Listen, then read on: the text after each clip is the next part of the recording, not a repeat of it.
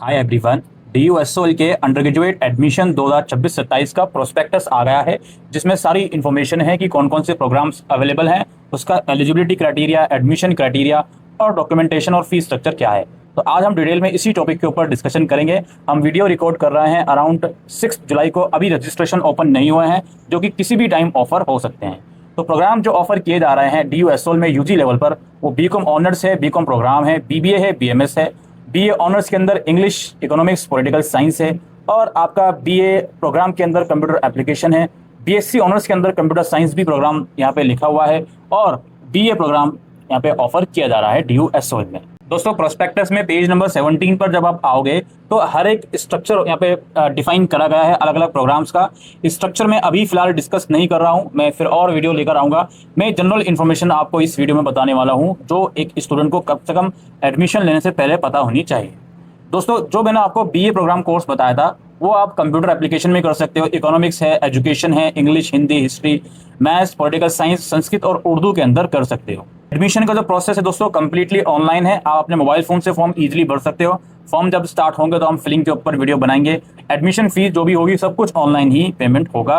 किसी भी तरीके की आपको जाने की जरूरत नहीं है कैंपस में। इसका जो एडमिशन प्रोसेस कुछ इस प्रकार होता है। पहले एडमिशन फॉर्म भरा जाता है इसका। उसके बाद जो भी आपने डॉक्यूमेंट अपलोड करे होते हैं, जो भी आपने डिटेल्स दी होती हैं, वो वेरीफाई होती हैं, और वेरिफिकेशन जब हो जाता है तो कुछ दिनों के बाद पेमेंट का लिंक आ जाता है। पेमेंट करने के बाद ही जो आपका एडमिशन है वो कंफर्म हो जाता है। ठीक, बात करते हैं एलिजिबिलिटी क्राइटेरिया की। BBA कोर्स अगर आपका है तो आपको कोई भी लैंग्वेज और मैथमेटिक्स आपकी क्लास 12 में होनी चाहिए 45% एग्रीगेट मार्क्स के साथ, या अगर आप SC ST हो या PWD हो तो पासिंग मार्क्स, और OBC हो तो 40.5% मार्क्स आपके होने चाहिए। BMS का भी सेम क्राइटेरिया है, लैंग्वेज और मैथ्स आपने कंप्लीट हो कम से कम क्लास 12 में, और अगेन पासिंग का 45% एग्रीगेट, और OBC के लिए 40.5%। बीकॉम ऑनर्स में अगर आप इनरोल करवाना चाहते हो तो इसके अंदर भी दो क्राइटेरिया बताए जा रहे हैं। पहला क्राइटेरिया यह है कि कोई भी लैंग्वेज प्लस मैथ्स और कोई भी दो सब्जेक्ट आपके पास हो, या फिर आपने कोई एक लैंग्वेज और अकाउंटेंसी आपने पढ़ी है या बुक कीपिंग, तो भी आप एलिजिबल हो। बीकॉम ऑनर्स के अंदर अगर आपने क्लास 12 में मैथ्स नहीं पढ़ी तो भी आप इनरोल करवा सकते हो। वहीं BBA और BMS में मैथ्स जरूरी है क्लास 12 में। बीकॉम ऑनर्स में नॉन मैथ्स वाले केवल वही बच्चे एलिजिबल होंगे जो कॉमर्स के हैं। ठीक है जी, इस चीज़ का ध्यान रखें आप लोग। इसके बाद बारी आती है हमारी BA ऑनर्स इंग्लिश की। इसके अंदर ऑब्वियस सी बात है, या तो आपने इंग्लिश पढ़ी हो और उसके साथ साथ कोई भी 3 सब्जेक्ट, या फिर आपने इंग्लिश पढ़ी हो और कोई और लैंग्वेज भी आप इंक्लूड कर सकते हो, और कोई 2 सब्जेक्ट। अगेन 45% एग्रीगेट मार्क्स आपके होने चाहिए, बाकी रिजर्व कैटेगरी के अकॉर्डिंग रिलैक्सेशन है। पॉलिटिकल साइंस ऑनर्स में अगेन कोई भी एक लैंग्वेज हो आपके पास और कोई 3 सब्जेक्ट हो, या कोई 2 लैंग्वेज और कोई 2 सब्जेक्ट, अगेन मार्क्स का क्राइटेरिया सेम है। BA प्रोग्राम की जब तक बात करें, कोई भी एक लैंग्वेज आपके पास हो और कोई 3 सब्जेक्ट, या कोई 2 लैंग्वेज और कोई 2 सब्जेक्ट, इसमें मिनिमम पासिंग मार्क्स की रिक्वायरमेंट है। कैटेगरी वाइज कोई इसमें परसेंटेज स्पेसिफिक रिक्वायर्ड नहीं है। अगर आप कंप्यूटर एप्लीकेशन में BA प्रोग्राम करना चाहते हो तो कोई भी एक लैंग्वेज और कोई 3 सब्जेक्ट आपके पास हो, या कोई 2 लैंग्वेज और कोई 2 सब्जेक्ट आपके पास होने चाहिए, और आपने क्लास 12 में मैथमेटिक्स सब्जेक्ट पढ़ा होना जरूरी है अगर आप कंप्यूटर एप्लीकेशन में एडमिशन चाहते हो। जो BA प्रोग्राम की एलिजिबिलिटी है, कंप्यूटर एप्लीकेशन के अलावा कोई भी सब्जेक्ट आप चूज करते हो, सबकी सेम एलिजिबिलिटी है। BSc ऑनर्स कंप्यूटर साइंस जो इसमें इंक्लूड करा जा रहा है, इसके अंदर कोई भी एक लैंग्वेज आपके पास हो प्लस मैथमेटिक्स और कोई 2 सब्जेक्ट हो, या कोई 2 लैंग्वेज आपके पास हो प्लस मैथमेटिक्स और कोई 1 सब्जेक्ट हो। इसमें भी आपने क्लास 12 में मैथमेटिक्स होना जरूरी है अगर आप BSc ऑनर्स कंप्यूटर साइंस करना चाहते हो। सिमिलरली अगर आप BA विद मैथमेटिक्स करना चाहते हो, BA प्रोग्राम में मैथ्स लैंग्वेज अगर लेना चाहते हो, तो इसमें भी आपके पास कोई 1 लैंग्वेज या 3 सब्जेक्ट, या कोई 2 लैंग्वेज और 2 सब्जेक्ट, और क्लास 12 में आपने मैथ्स जरूरी पढ़ा होना चाहिए। बीकॉम प्रोग्राम में कोई 1 लैंग्वेज और कोई 3 एकेडमिक सब्जेक्ट आपने पढ़े होने चाहिए, और आपका जो क्लास 12 है वो किसी एक सिंगल बोर्ड से होना चाहिए। इकोनॉमिक्स ऑनर्स के लिए भी अगेन लैंग्वेज प्लस मैथ्स की रिक्वायरमेंट है और कोई 2 सब्जेक्ट की रिक्वायरमेंट है। एग्रीगेट मार्क्स आपके अगेन इसमें लिखे हुए हैं। ये एलिजिबिलिटी क्राइटेरिया है जो 10-11 प्रोग्राम DUSOL ऑफर कर रहा है। यहाँ पे लैंग्वेजेस की लिस्ट आप देख सकते हो, कौन कौन सी लैंग्वेजेस आप इंक्लूड कर सकते हो अपने मार्क्स में। ये बेस्ट 4 का कोई क्राइटेरिया नहीं है, बस ये लैंग्वेज आपने पढ़ी होनी चाहिए, और जो भी एग्रीगेट मार्क्स हैं वो आपके होनी चाहिए। ये लिस्ट भी आपकी यहाँ पे अवेलेबल है, आप यहाँ पे देख सकते हो। इन लिस्ट में से सब्जेक्ट आप काउंट कर सकते हो। तो असल में एडमिशन के लिए दोस्तों कोई भी एज लिमिट का क्राइटेरिया नहीं है, कोई भी मिनिमम या मैक्सिमम एज का क्राइटेरिया नहीं है। बात करते हैं डॉक्यूमेंट कौन कौन से चाहिए होंगे एडमिशन के लिए। एक तो आपको पासपोर्ट साइज फोटोग्राफ चाहिए होगा, और एक सिग्नेचर चाहिए होगा।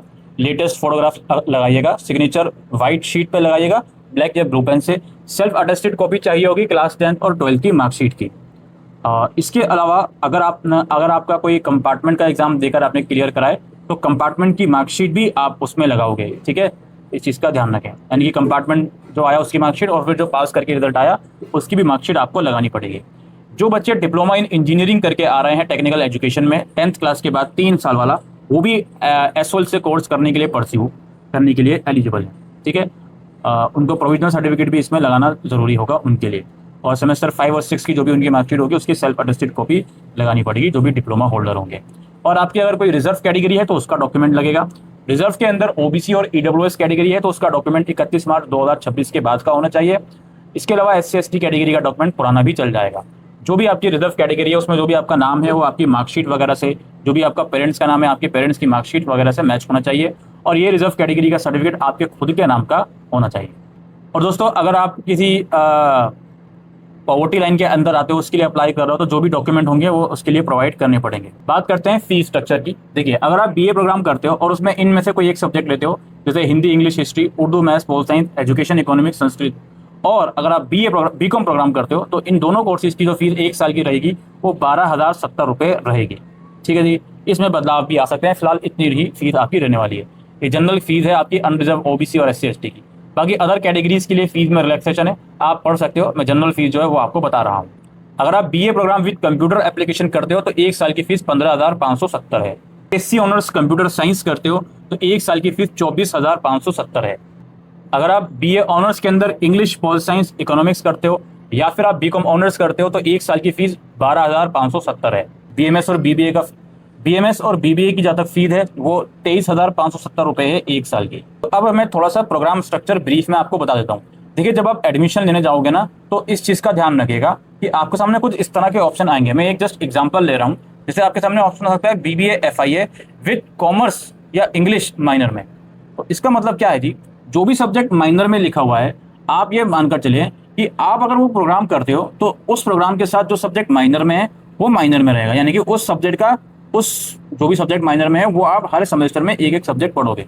और जो आप प्रोग्राम एक्चुअल में परस्यू कर रहे हो, जैसे BA program English with history minor, तो जो इंग्लिश वाला कोर्स है वो आप मेजर में पढ़ोगे, यानी कि उसके कम से कम 2 सब्जेक्ट आप हर सेमेस्टर में पढ़ोगे।